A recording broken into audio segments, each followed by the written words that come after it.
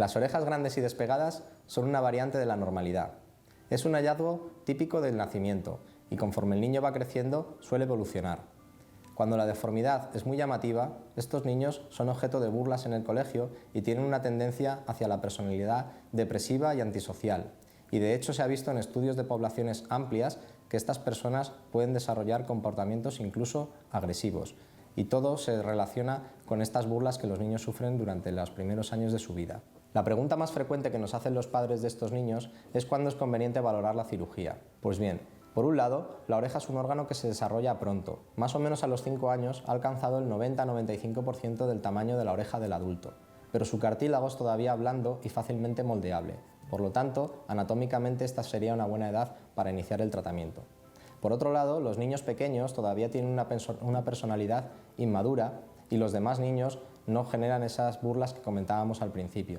Por lo tanto, antes de que se desarrolle la personalidad, es conveniente corregir esta deformidad. La autoplastia es quizás el procedimiento estético quirúrgico más realizado en niños, y aunque sean pequeños, siempre recomendamos que sean conscientes de lo que se va a hacer, porque normalmente son más colaboradores tanto en las visitas preoperatorias como en los cuidados posteriores.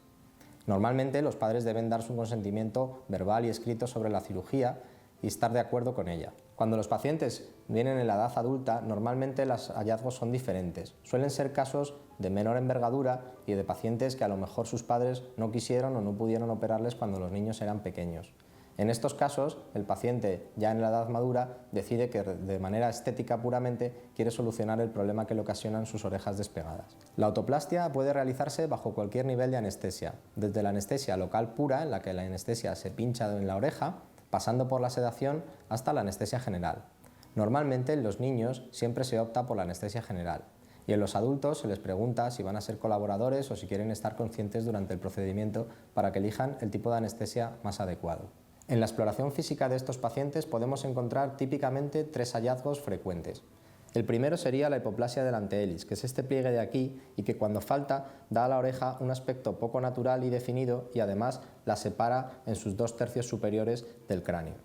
El siguiente hallazgo sería una hipertrofia o excesivo desarrollo de la concha auricular, que es este cartílago que existe aquí y que cuando está demasiado grande genera un ángulo entre la cabeza y la oreja demasiado abierto. El último hallazgo, que suele ser consecuencia de los 2 anteriores, es una deformidad en el lóbulo de la oreja. En esta zona no hay cartílago, solo piel y tejidos blandos. Por lo tanto, es frecuente tener que realizar en esta zona exéresis de piel y sutura de los extremos.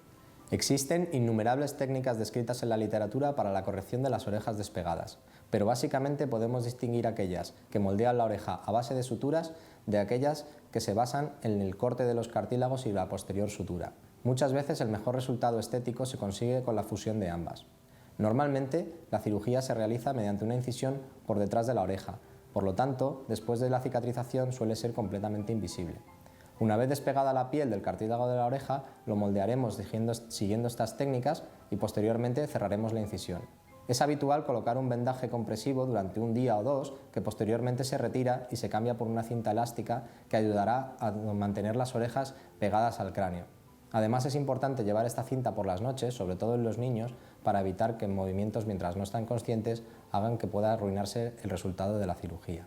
Los resultados de esta cirugía son evidentes desde el primer momento, si bien hay que esperar a que baje la inflamación para considerar un resultado definitivo.